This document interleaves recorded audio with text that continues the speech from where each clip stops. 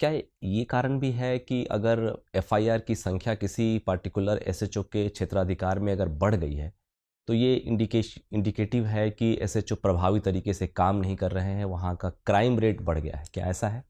Sir ये ठीक से मूल्यांकन करना पड़ेगा। हो सकता है सर कि जो एफआईआर की संख्या बढ़ी है, वो सर ऐसी धाराओं में हो जो छोटे-छोटे क्राइम हो सर, वो गंभीर क्राइम को छोड़ दिया गया हो, या सर सिर्फ़ डेटा के लिए ही बढ़ाने के लिए किया गया हो। अगर सर वास्तविक है, पुराने डेटा से तुलना करके देखा जा सकता है सर। अगर रिपोर्टिंग उस हिसाब से इंक्रीज़ हुई है, जितने क्राइम पहले दर्ज नहीं होते थे, तो सर ये एक अच्छा कदम माना जा सकता है सर। ठीक है, एफआईआर दर्ज करने से लेकर चार्जशीट फाइल करने की प्रक्रिया तक एक टर्म है जो यूज़ होता है, जिसे हम कहते हैं एफआर। एफआर क्या होता है? आपने कभी एफआईआर दर्ज की है?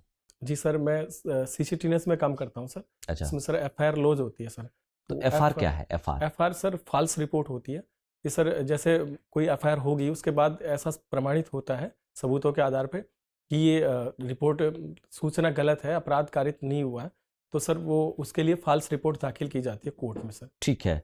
आप मुझे बताइए कि दिल्ली पुलिस के साथ-साथ कई ऐसी राज्य पुलिस तथा केंद्र की जो बल हैं, उसमें ये हमेशा आता है कि वहाँ के जो कर्मी हैं तनाव में हैं, जी सर। रेट ऑफ अट्रिशन बढ़ रहा है। क्या दिल्ली पुलिस में भी ये समस्या है?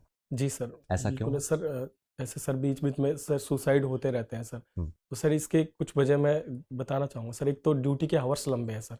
जैसा सर अभी मैंने बताया, संख्या कम है सर। जो नागरिकों की तुलना में अनुपात जो है सर पुलिस का कम है। तो वर्कलोड बहुत ज़्यादा रहता है। दूसरा सर जैसे छुट्टी वगैरह की प्रॉब्लम होती है सर। इसी वर्कलोड के कारण सर टाइम पे छुट्टी नहीं मिल पाती। इसके अलावा सर जो पुलिस कर्मियों का अपने परिवार से अटैचमेंट कम रह पाता है सर इन्हीं वजह से। तो सर थोड़ा तनाव का लेवल बढ़ जाता है सर। एक चीज़ तो आपने हाइलाइट किया कि यहाँ पे जो ड्यूटी है बहुत डिमांडिंग है, ड्यूटी आवर्स बहुत लंबे हैं। जी सर। मुझे एक चीज़ बताइए कि लंबे ड्यूटी आवर्स के बावजूद आपने जो सिविल सेवा की जो सघन तैयारी होती है, वो कैसे कर लिया? मुझे ऐसा लगता है कि बिना अपनी ड्यूटीज़ के प्रति कॉम्प्रोमाइज़ का सेंस रखे बिना, इस तैयारी का हिस्सा नहीं हो सकता है आदमी। ऐसा है? आपने नहीं कहीं सर, न कहीं समझौता किया है नहीं अपनी सर, ड्यूटी बिल्कुल के भी नहीं प्रति? किया सर। इसके लिए सर मैंने जो तैयारी के दौरान जो चीज़ें सीखी, उनको अपनी पर्सनल लाइफ़ पे अप्लाई किया सर। उससे सर मुझे मदद मिली। सर सर मेरी वाइफ़ सर 8वीं पढ़ी हुई थी सर, तो मैंने इसके लिए उनको प्रेरित किया कि आप पढ़िए, उनकी हेल्प की सर। तो सर वर्तमान में सर वो नहीं, पीजी नहीं, कर रही है सर। आप मेरा प्रश्न नहीं समझ पाए। जी सर, मैं मेरा वहीं आ रहा प्रश्न था सर। बहुत सिंपल है कि बिना ड्यूटी से कॉम्प्रोमाइज़ किए हुए यूपीएससी की जो डिमांडिंग प्रिपरेशन है, उसे पूरा नहीं किया जा सकता। कहीं न कहीं आपको कॉम्प्रोमाइज़ करना पड़ेगा। नहीं सर, मैं वही बता रहा था सर। तो उनकी हेल्प से उन्होंने घर की ज़िम्मेदारियाँ सँभाली। तो सर जैसे मैं यहाँ रहता हूँ, तो मुझे सर टाइम मिल गया कि घर परिवार की तरफ से निश्चिंत हो गया।